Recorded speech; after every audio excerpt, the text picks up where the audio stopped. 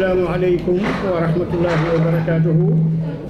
ñu ngi nuyu mbokk yi nga xam ne yëpp ñoo ñu seetaan di ziyaare ñëpp di leen ndokkeel ci weeru tedd wii di sant yàlla bu baax di julli ci yonentam bi sallallahu alayhi wa sallam di nuyu monsieur le gouverneur Mouhamed Moustapha Ndaw ñi nga xam ne tey moo woote woon ndaje ngir waajal gàmmu kër maam Alxaaji Ahmad Baro Ndiéguène mu feggoo ak monsieur le préfet Fodé Fall du préfet département Thiès ak sous-préfet Abdoul Sy mi nga xamante bii ni ñun waa kër maam Alxaaji zone ba ñu nekk muy zone nord moom mooy suñu sous-préfet. jataay bi di ñetteelu jataay ginnaaw bi ñu dajee ak sous-préfet bi daje ak préfet tey ñu daje ak gouverneur ak chef de service yi nga xam ne war nañoo bokk ci waajtaay gi ngir ñu waxtaane événement boobu di gàmmu kër maam Alxaaji Ahmad Baro Ndiéguène. alhamdulilah mel na ni liñ fi doon waxtaanee mottali la doon ndax ñaari ndaje yi nga xam ne ñoo jiitu bii am benn bi ci sous-préfecture bi am benn bi ci préfet bi bii da ko doon finaliser moo waral jataay bi yàggul ñu ngi ciy sant yàlla bu baax di rafetlu liggéey bi itam ni ko monsieur le gouverneur taxawoo ànd ak préfet bi ak sous-préfet bi ak commission bi nga xamante bi ne ñooy saytu gàmmu kër maam Alxaaji Ahmad Baro Ndiéguène ñu leen jotal nuyoo xalifa ba sëriñ Mouhamadul Munir ak ziyaaraam ak ndokkeelam ak ñaanam ci yàlla def jàmm ci réew mi yàlla defal ko mbooleem koo xam ne kilifa diini nga ci réew mi ba bésu mawlidu nabi bii nga xam ne moom la ñuy séntu yàlla may kilifay diine yépp ñu fekk ko ak jàmm te tal ko. ni ngeen ko xamee gàmm gu am 136 ans muy gàmmu famille Ndiéguène loolu su doon nit dañ naan kii dafa màgget gàmm gu yàgg la ki nga xam ne moom la ñu tudde quartier bi di maam Alxaaji Ahmad Baro Ndiéguène moom moo fi sampoon gàmmu gi muy héritage yu Ndiéguèneen yi bi mu fi jógee doomam ji Alxaaji Mouhamad Ndiéguène yor ko ànd ak rakam ba bi yàlla dogalee ci 1997 moom itam mu laxas wuy ji boroomam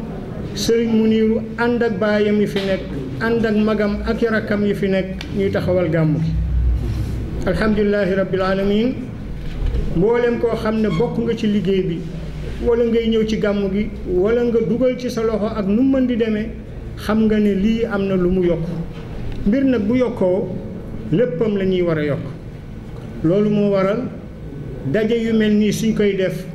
ngir saytu lu mel ni wàllu sécurité bi addina bi ni mu tëdd léegi ak ni mu jaxasoo mbooloo di daje ci béréb su amul sécurité lu bari mën na faa xew te loolu sëriñ bi mënu ko defaral boppam ndax lu mu am ay taalibe lu mu nekk citoyen li mu nekk kilifa diine mënul jël ay nit solal leen ay yëri naan leen da ngeen di def sécurité bu boobaa kon loolu dootul tegu ci yoon loolu moo waral su gouverneur bi woowee sécurité woo ñuy defar làmp yi woo ñuy joxe ndox mi woo ñuy faj nit ñi pour ñu waxtaane lu mel ni waajtaayu gàmm gi lay doon loolu nag ñu ngi ci sant yàlla bu baax di ci gërëm kilifa yi nga xam ne ñoo nekk ci kaw jiitu ca président de la république ministre de l'intérieur ak suñu gouverneur yi nga xam ne ay exécutif lañu waaye seen liggéey ñun dey ba ñu jaxasoo ak ñoom ba tey amul ñu ciy réccu kon ñi ngi ñaanal président yal na ko yàlla sàmm yal na ko yàlla aar réew mii nga xam ne mooy Sénégal yal na fi yàlla gën a dolli teraanga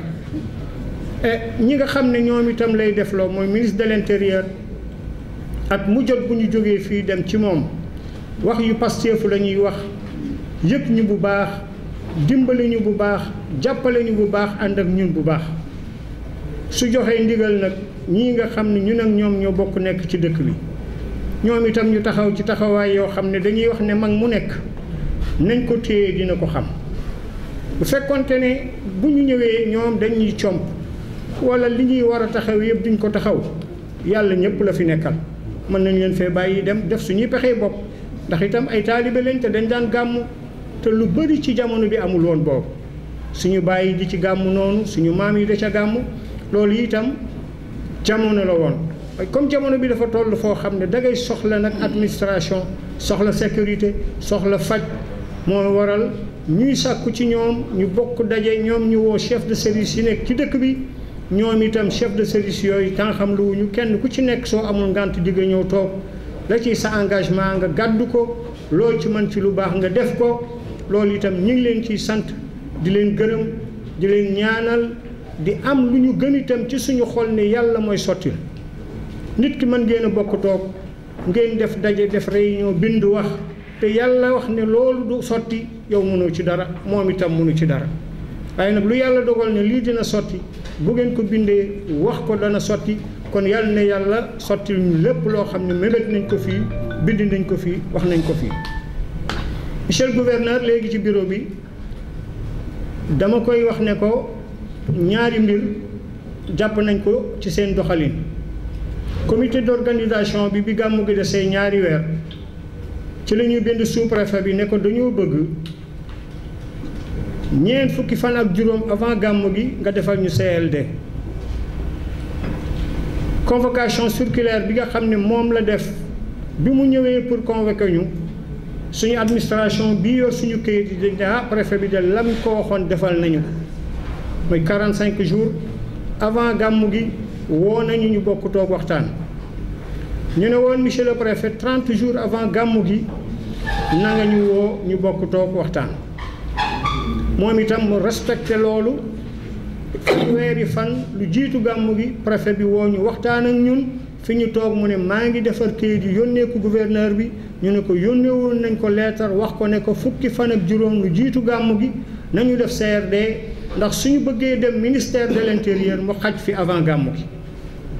moo waral bi circulaire bi ñëwee ci sëriñ bi démb mu yónnee kayit gi bërki démb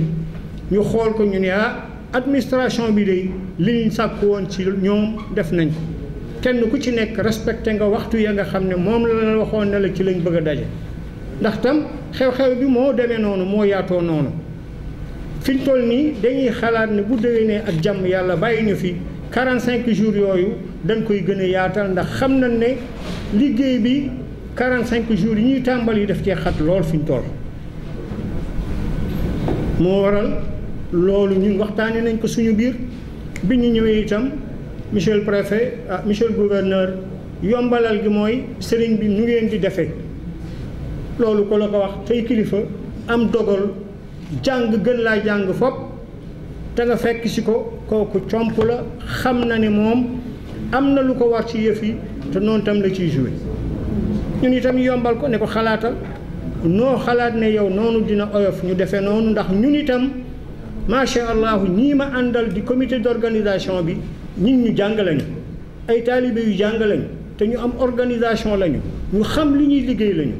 ma ne ko liggéey bii war naa mën a bañ a def ñaari waxtu loolu yëpp ci organisation lay aju alhamdulilahi rabbil alamin comité d'organisation bi kontaan nañ ci ñun ñi nga xam ne ñun ñooy président bi jiite ko ci ndigalu Serigne Mouhamadoul Mounir ndax man mën naa cee bañ a wax sax bu ñu agsee toog kenn ku ci nekk lañ la dénk xam nga ko ndax yëf yi mi ngi bëgg a yàgg su ko defee kon ñu ngi sant ñëpp di gërëm ñëpp di ñaan ci yàlla yal na yàlla may ñu fekk gàmmu gi ak jàmm yal na yàlla may ñu fekk ak gàmmu gi ak jàmm et su loolu weesoo itam ñii nga xam ne ñooy waa presse bi dégg nañ léegi kàddu yi nga xam ne benn cheikh daan na toog fii di ko wax yàlla dafa dogal léegi mu mage Babacar Ndaw mooy doyen ci yéen at yi yëpp fu ñu daje di réunion muy ñëw jël kàddu wax ci turu presse bi ñu ngi rafetlu bu baax ñun itam seen teewaay ndax Ibrahima mii moo yor communication moom la ñuy yebal ci yéen waaye nag da ngeen seede ne moom lépp lu mu ci wax ak nit bu ñëwee ci kër ga dina dem ci xalifa bi wax ko ñëw ci man wax ma ñu seet loolu lu ca jaadu ñu jëm koo def. kon yéen tam waa presse bi ñu ngi leen di ñaanal kenn ku ci am télévision lu mu tuuti tuuti yal na ko yàlla yokk ba mu kawee bu baax ku ci liggéey ci rajo itam yal na yàlla gën a barkeel rajo ba. Babacar liñ lay wax ci famille Ndiéguène conseiller nga ci ñun Babacar Ndaw loolu lañ lay wax fu ñu toll lépp loo xam ne wax la bu ñu wax te mu juunu muy ci rajo yi muy ci télévision yi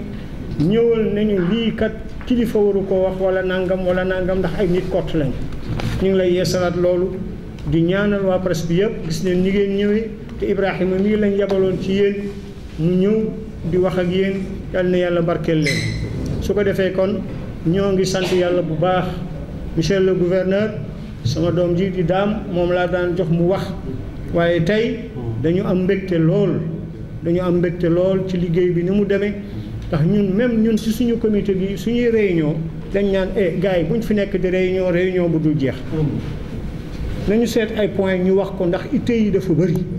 wéradi gi bëri te li ñuy war a wax mënuñ koo jeexal loolu moom la jamono woote léegi moo waral nii réunion bi demee kontaan nañ ci bu baax gàtt na tënku na li ci des nag topp la ak wax ak ñi nga xam ne mooy chef de service yi ñu waxal yal na yàlla mottali yëpp ci barke yonent bi sallallahu alayhi wa sallam ñu ngi sant yàlla bu baax salaamualeykum wa rahmatullahi wa barakaatuhu. di gàmmu organisé ak Kër Maam Alaaji donc ça se déroule le même jour que donc les autres gàmmu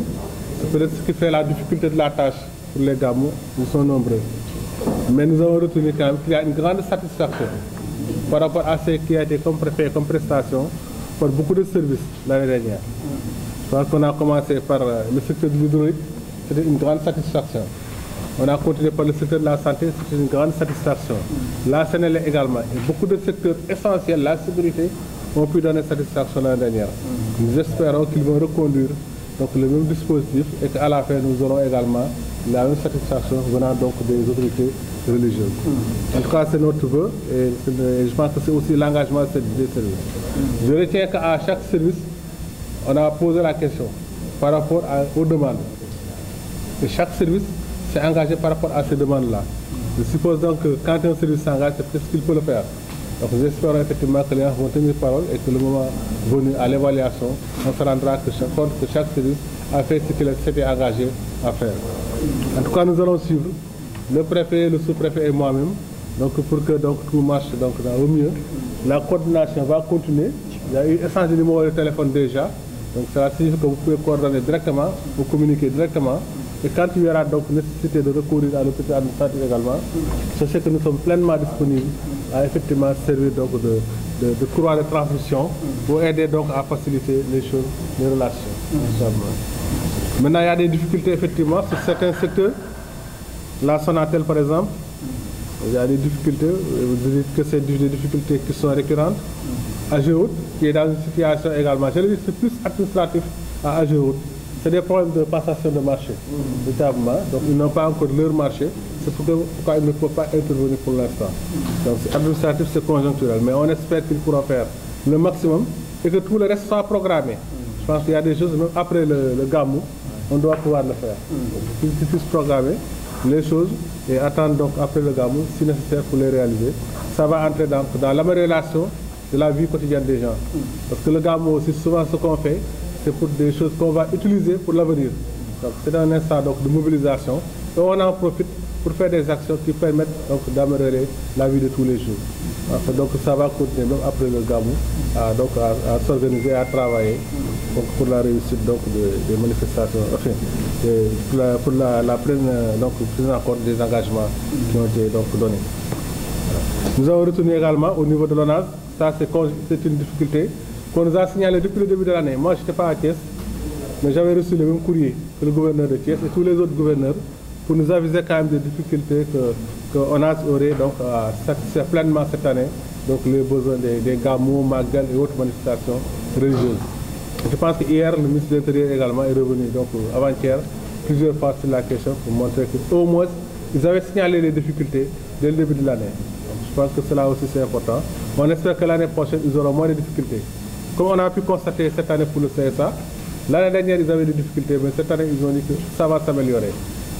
espérons effectivement que ça va s'améliorer et qu'au bout du compte, effectivement, il y aura une meilleure distribution donc, du riz par rapport au CSA et que les familles seront religieuses en général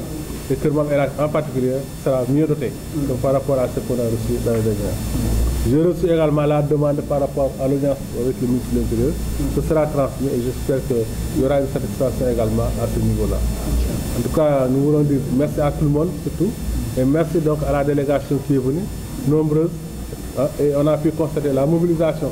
de la famille autour de l'événement. Et on espère qu'à la fin, on aura beaucoup de réussite et que les services de l'État en particulier pourront tenir donc leurs engagements.